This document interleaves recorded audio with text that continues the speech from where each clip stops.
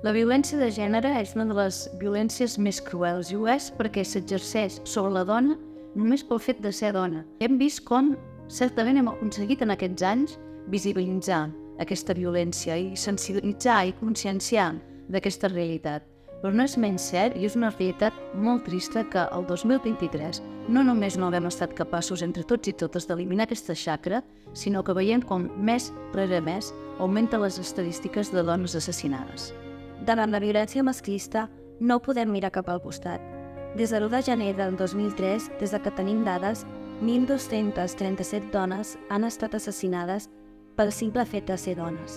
Aquest any han estat 53. Des de 2003, més de 2 milions de dones han denunciat violència de gènere. Amb el que portem d'any 2023, les denúncies pugen fins a 90.000. Aquesta xacra que afecta la societat l'hem de combatre entre tots, les institucions, tothom implicat, és a dir, fins i tot tota la societat. Segons l'Institut Català de les Dones, el 2023 portem 14 feminicidis, 2 a comarques gironines. El 90% de les dones no denuncien, per por la raó o per dificultats diverses. El 3 de novembre, el nostre grup municipal vam presentar una moció amb mesures per la lluita contra la violència de gènere. La moció posa al centre els drets de les dones i presenta mesures per acabar amb la discriminació pel simple fet de ser dona. Els canvis més importants de la societat s'han aconseguit quan hem anat junts, homes i dones, totes i tots.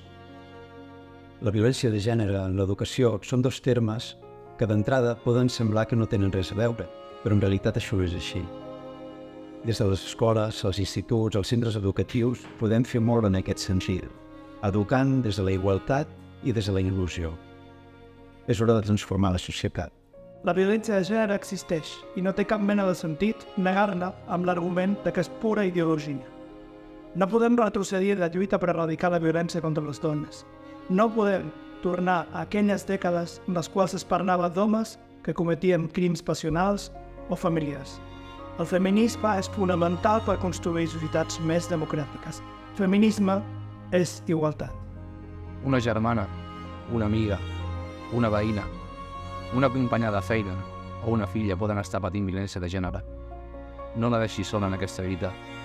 Ajuda-la i acompanya-la a reconstruir la seva vida. L'amor no és violència. Si algú et fa mal, no t'estima. Jo tinc una filla i vull que creixi i es desenvolupi de manera lliure. De fet, les dones avui és el que volem, desenvolupar-nos amb tota llibertat. Estem fartes, molt fartes, de minuts de silenci, de patir por. Volem que els minuts a partir d'ara siguin de vida i siguin de llibertat. Ni una menys. Ni una menys. Ni una menys. Ni una menys. Ni una menys. Ni una menys. Ni una menys. Ni una menys.